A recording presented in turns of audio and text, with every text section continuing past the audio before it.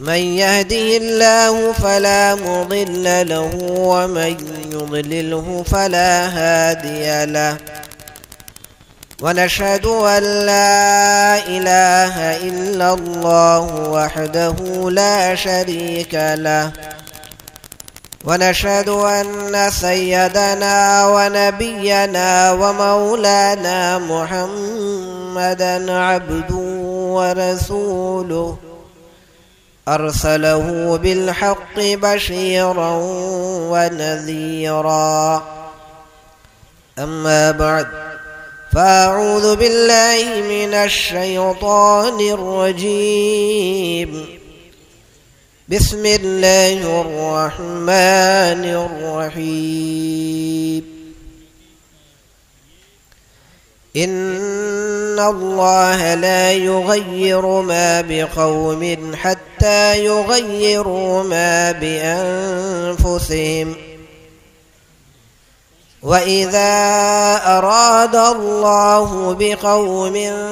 سوءا فلا مرد له وما له من دونه من واد. صدق الله العظيم. وصلى الله تعالى على خير خلقه وسلم تسليما كثيرا كثيرا.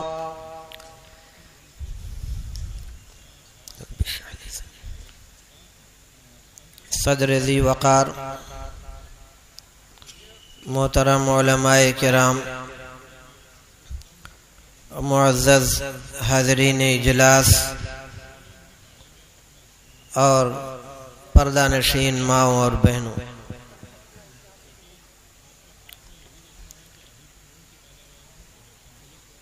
آپ حضرات کو تو معلوم ہی ہے کہ جمعیت علماء ہند کی اس ضلعی یونٹ کے زیر اہتمام 29 سالوں سے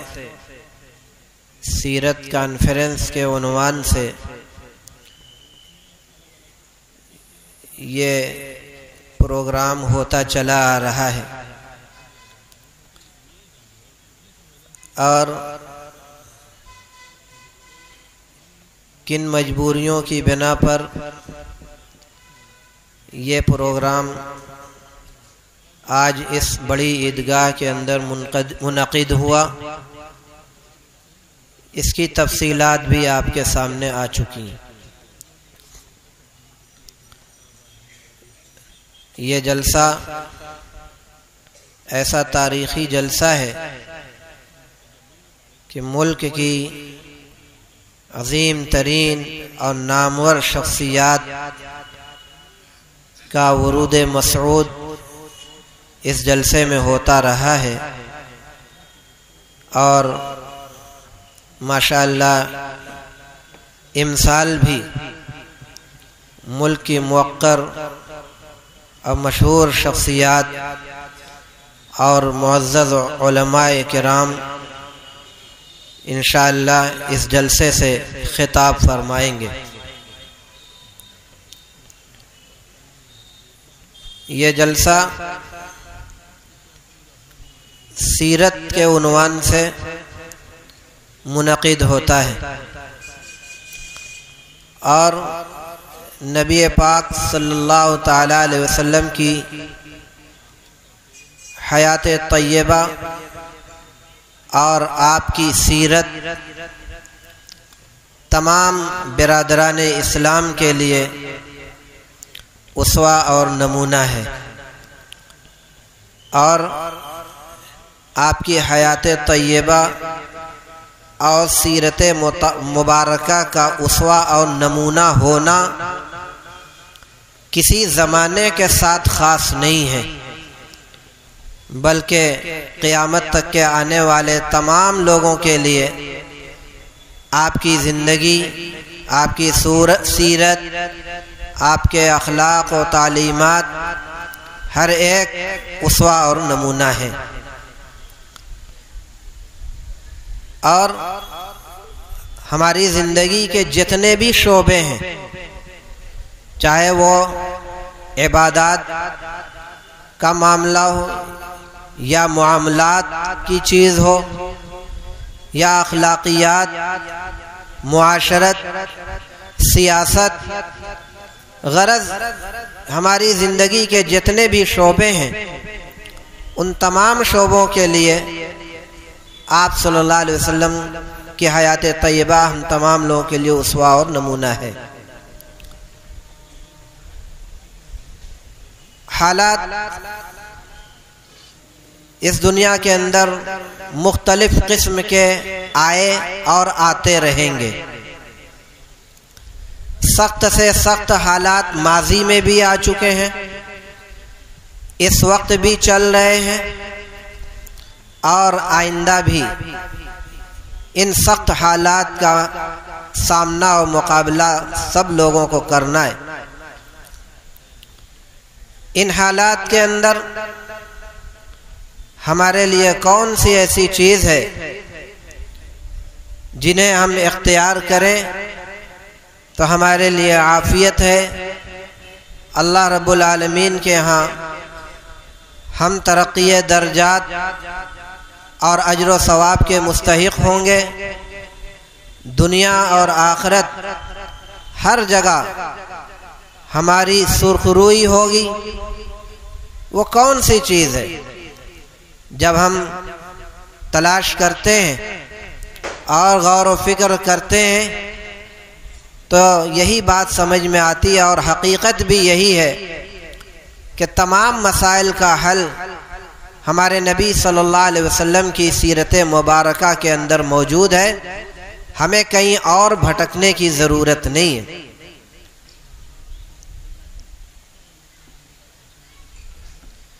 نبی پاک صلی اللہ تعالی علیہ وسلم نے بھی اپنی حیات مبارکہ میں کچھ اس طرح کی باتیں ارشاد فرمائی تھیں جن کا خلاصہ یہی ہے کہ میرے بعد جو لوگ اس روئے زمین پر زندگی گزاریں گے، مختلف قسم کے حالات اور اختلافات ان کے سامنے آئیں گے۔ ان حالات کے اندر کیا کرنا ہوگا؟ آپ صلی اللہ تعالی علیہ وسلم نے ارشاد فرمایا تھا، ہدایت فرمائی تھی کہ فَعَلَيْكُمْ بِسُنَّتِي وَسُنَّتِ الْخُلَفَاءِ الرَّاشِدِينَ، کہ آپ صلی اللہ علیہ وسلم کی سنت اور خلفائے راشدین کی سنت اور ان کے طور طریقے کو اختیار کرنا، اسی کے اندر ہمارے لیے عافیت اور خیر ہوگا۔ آج ضرورت اس بات کی ہے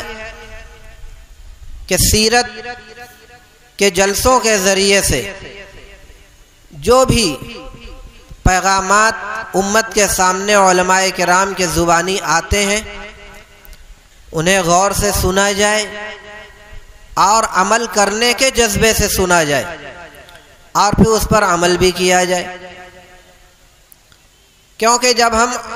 اپنی زندگی کے اندر عمل پیدا نہیں کریں گے تو ہم سرخ روئی، عزت، کامیابی حاصل نہیں کر سکتے۔ اور اللہ رب العالمین کی طرف سے ہم تمام برادران اسلام کے لیے جو سربلندی اور سرخ روئی کا وعدہ ہے، اسی شرط کے ساتھ ہے کہ تم کامل ایمان والے بنو، وَلَا تَهِنُوا وَلَا تَحْزَنُوا وَأَنْتُمُ الْأَعْلَوْنَ إِن كُنتُم مُؤْمِنِينَ۔ یہ مشہور آیت ہے، اس کے اندر ہمیں اسی چیز کی طرف توجہ دلائی گئی ہے کہ سربلندی اور عزت اور مقام و مرتبہ کا بلند ہونا یہ تمہارے مقدر میں ہوگا اور ہے، لیکن کب؟ جبکہ تم اپنے اندر ایمانی قوت پیدا کرو، ایمان کی اسپرٹ اپنے اندر پیدا کرو، تو پھر دیکھو۔ اور ہم جب تاریخ کے صفحات پر نظر ڈالتے تو ہمیں یہ بات سمجھ میں آتی ہے کہ ایک وہ مقدس جماعت تھی جو ایمان سے معمور اور ایمانی قوت سے بالکل آراستہ و پیراستہ، اور سخت سے سخت حالات اس جماعت کے اوپر بھی آئے، اور ہم دیکھتے ہیں، پڑھتے ہیں، سنتے ہیں کہ اللہ تعالیٰ نے اس مقدس ترین جماعت کی کیسی نصرت و مدد فرمائی۔ اور اللہ تعالیٰ نے یہ جو فرمایا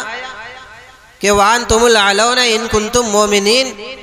یہ کسی خاص زمانے سے تعلق نہیں رکھتا، بلکہ قیامت تک کے آنے والے ایمان والوں سے خطاب ہے۔ آج جن حالات سے ہم اور آپ دوچار ہیں، ہمارے یہاں ایک بہت بڑی پریشانی یہ ہے کہ ہم حالات کا شکوہ اور رونا روتے ہیں، یہ ہو گیا، وہ ہو گیا، ایسے حالات ہیں، یہ ہیں، وہ ہیں، لیکن کبھی ہم نے یہ غور کرنے کی کوشش نہیں کی کہ ان حالات کے پیدا ہونے کے اسباب اور اس کی علتیں کیا ہیں، اس کی وجوہات کیا ہیں، اور نہ کبھی ہم نے اسے معلوم کیا، اور نہ معلوم کرنے کے بعد اس کا علاج کرنے کی فکر ہوئی۔ میں نے قرآن کریم کی ایک آیت کا ٹکڑا آپ کے سامنے خطبے میں پڑھا ہے۔ اس کے اندر ہمیں بڑی اہم چیز کی طرف توجہ دلائی گئی، اور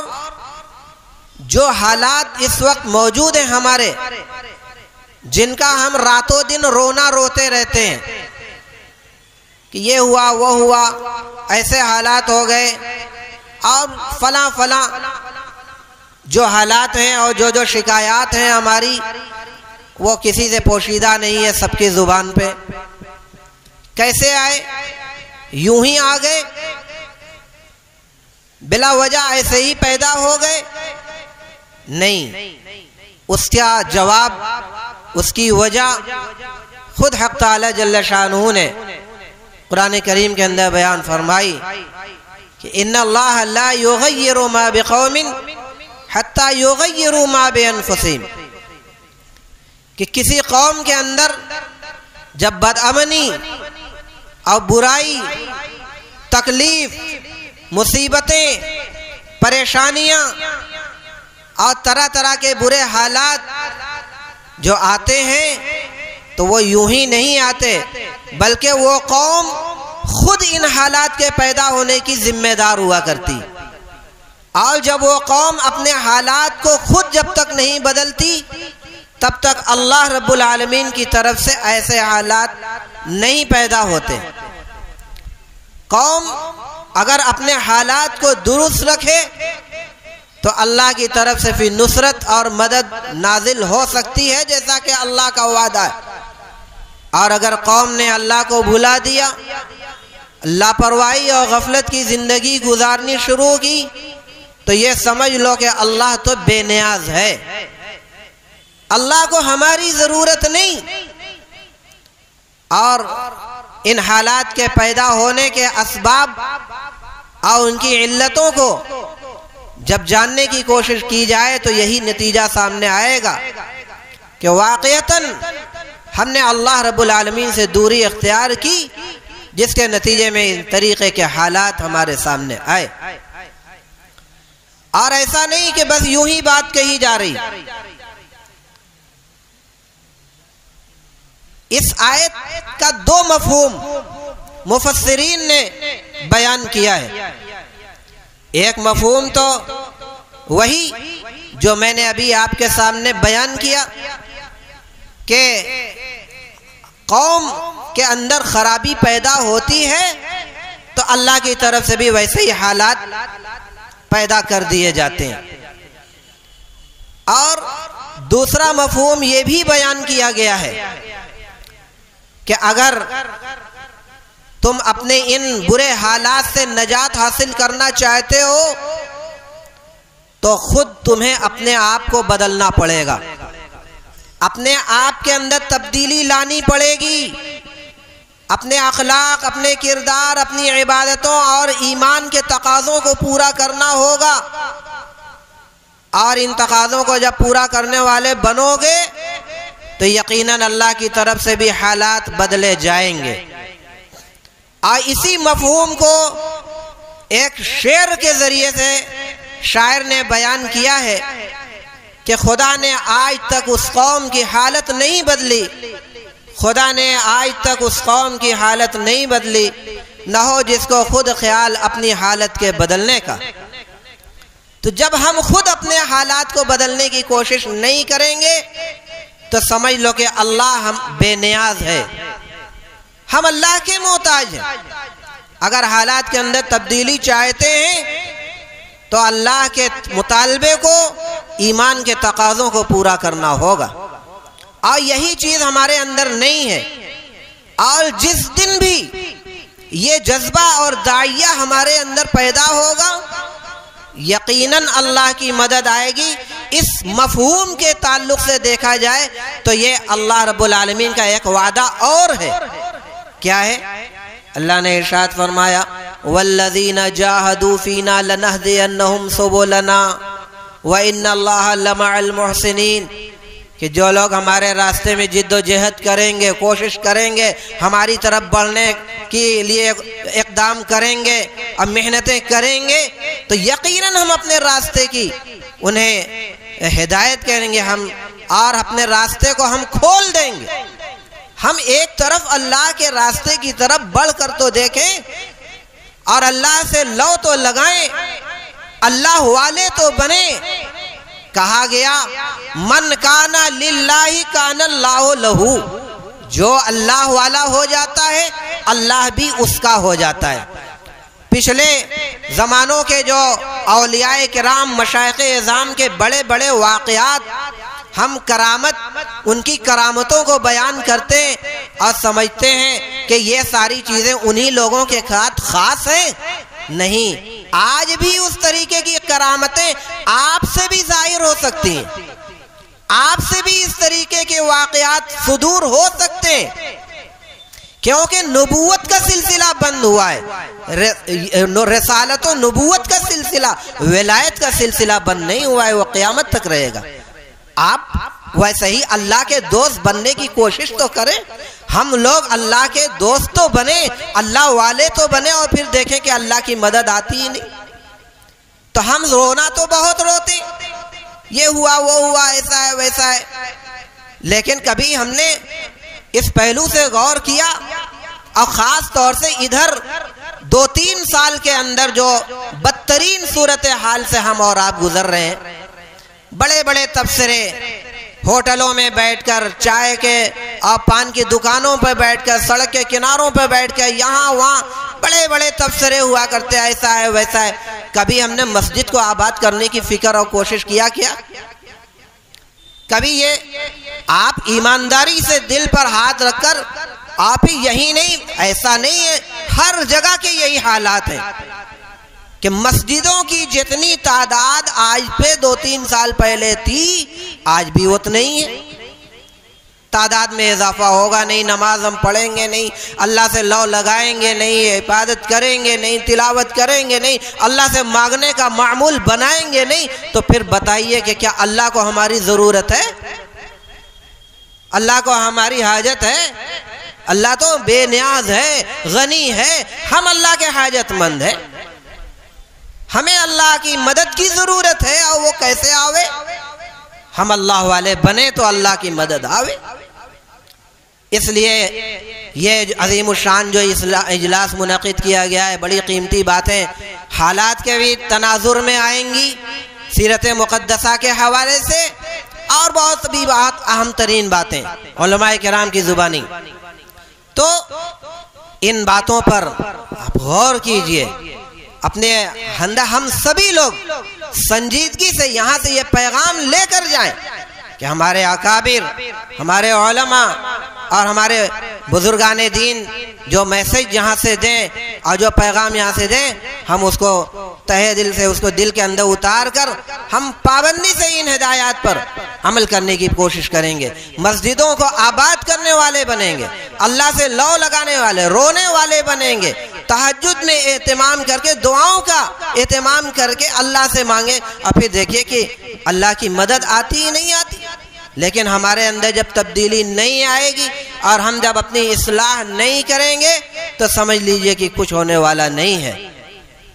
یہی پیغام دینے کے لیے عظیم الشان اجلاس کا انعقاد عمل میں آیا ہے۔ اور یہی نہیں، اس طریقے کے جتنے بھی اجلاس جہاں بھی منعقد ہوتے ہیں مقصد یہی ہوتا ہے، بھائی یہ کوئی نئی باتیں ان جلسوں کے ذریعے سے نہیں بتلائی جاتی، بس پچھلا بھولا ہوا جو سبق ہے ان سبق کو یاد دلایا جاتا ہے ان جلسوں کے ذریعے سے، تاکہ ہمارے اندر کچھ تازگی پیدا ہو جائے، ایمان کے اندر قوت پیدا ہو جائے اور عمل کا جذبہ اور داعیہ پیدا ہو جائے۔ یہی مقصد ہوتا ہے ان باتوں کے کہنے اور سننے کا۔ تو میں بہت زیادہ دیر آپ کے درمیان حائل نہیں رہنا چاہتا۔ ہمارے جو محترم و معزز مہمانان کرام باہر سے تشریف لائے ہوئے ہیں، میں جمعیت علماء بنارس کی جانب سے اور اس کے ساتھ ساتھ پورے شہر بنارس کی عوام کی جانب سے میں تہہ دل سے ان سبھی مہمانان کرام کا ان کا استقبال کرتا ہوں اور ان کی آمد پر ان کا خیر مقدم کرتا ہوں اور دعا کرتا ہوں کہ اللہ رب العالمین ان کی آمد کو قبول فرمائے اور جو کچھ بھی باتیں یہاں سے ان حضرات کے ذریعے سے ہمیں ملیں، اللہ رب العالمین ان تمام باتوں پر ہم سب لوگوں کو عمل کرنے کی توفیق مرحمت فرمائے۔ جیسا کہ آپ نے اعلان سنا ہوگا کہ مغرب کی نماز یہاں پہ ادا کی جا چکی، انشاءاللہ عشاء کی نماز بھی یہاں پہ ادا کی جائے گی باجماعت، اس لیے دل جمعی کے ساتھ آپ حضرات اطمینان و سکون کے ساتھ اپنی اپنی جگہوں پہ تشریف رکھیں اور بہت ہی سنجیدگی کے ساتھ ہمارے ان مہمانان کرام کی باتوں کو بغور سماعت فرمائے۔ اللہ رب العالمین ان ہدایات پر مجھے بھی عمل کرنے کی توفیق عطا فرمائے اور سبھی لوگوں کو ربنا تقبل منا انک انت السمیع العلیم وتب علینا انک انت التواب الرحیم وآخر دعوانا الحمد للہ رب العالمین۔